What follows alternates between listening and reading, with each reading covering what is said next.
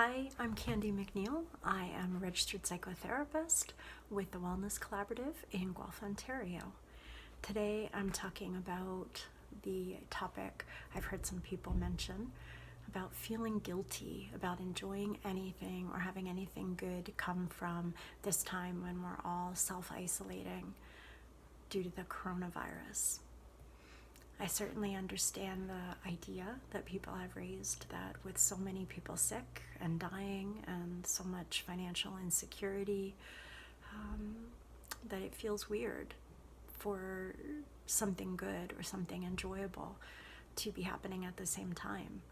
It kind of feels to some people like if you're happy during a sad time, that you're not taking it seriously, or that you were trivializing the experiences of people who have it worse than you. And I get that. I understand that philosophy for sure. I'm not sure I completely agree, though. I think that when we consider something like radical acceptance, which says that sometimes a thing is happening whether we want it to or not, then all we can do is try to make the best out of that situation, or at least try not to make it worse. And maybe that's the case here.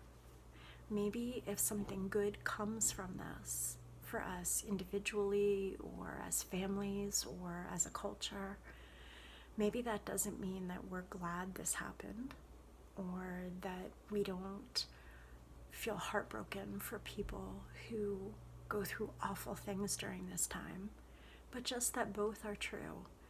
There are really terrible parts of the coronavirus situation that are going to have negative impacts on a lot of people.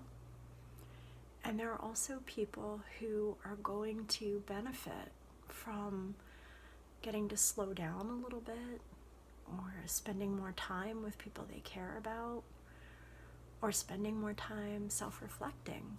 And that could look like journaling. It could look like working on some mental health stuff that you genuinely haven't had the time for up until now. Actually, it could even look like us getting enough rest, because so many people are sleep deprived. It could look like us taking time to cook food because we have it now, and making dishes that, a recipe that you pinned somewhere but never got around to making. It could mean time for lengthier conversations with people we care about, where we get to hear what they really think and feel, and we get to share that too. It could mean a time where we actually let ourselves heal, rather than just sweeping things under the rug, which is what we sometimes do when we have to keep up with modern life. One of the things that has struck me in just the week or two since this started is how some of the people who come to see me for help with mental health issues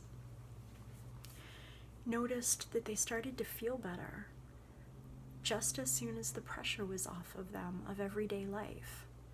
It wasn't a particular therapeutic intervention we did. They didn't make any dramatic changes to the way they think or they perceive.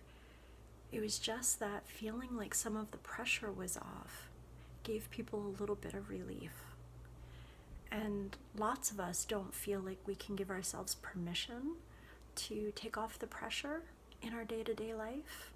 Whether you're in school or work, or you have people who count on you and people you care about that you want to be there for, it can feel very hard to opt out and take a break. But maybe the fact that we're all having to do that helps people to feel more okay about it. If you're one of those people, I invite you to just think about whether or not it really is a bad thing to let something good come from this. If you're somebody who has typically not made enough time for yourself and the people you care about, maybe guilt-free, you could enjoy this even as you're sad for people all around the world who are suffering. This might be something to journal about, maybe to ask yourself, what would you feeling bad do? how does it help?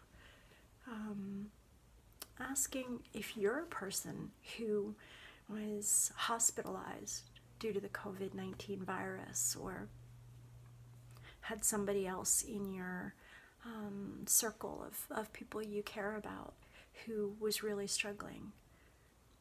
Does that mean that you wouldn't want other people to be making the most of this time if they could? We do this funny thing where we have a double standard. We'll say, I shouldn't do that. It's okay for other people, but I shouldn't do that. And I have to admit that I don't fully have the answer to why we do that, but this is a great example of it. Lots of people who have told me that they're struggling with guilt and who feel like they shouldn't be enjoying anything about this time are quick to say that they would want others to be enjoying this time, even if they weren't doing well.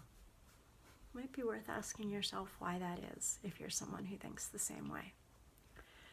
For now, consider the possibility that both can be true. This can be a really sad and difficult time, and it can also be a time of immense healing where we take care of ourselves and the people we care about, and both good and bad things come from this in the end, not just all bad.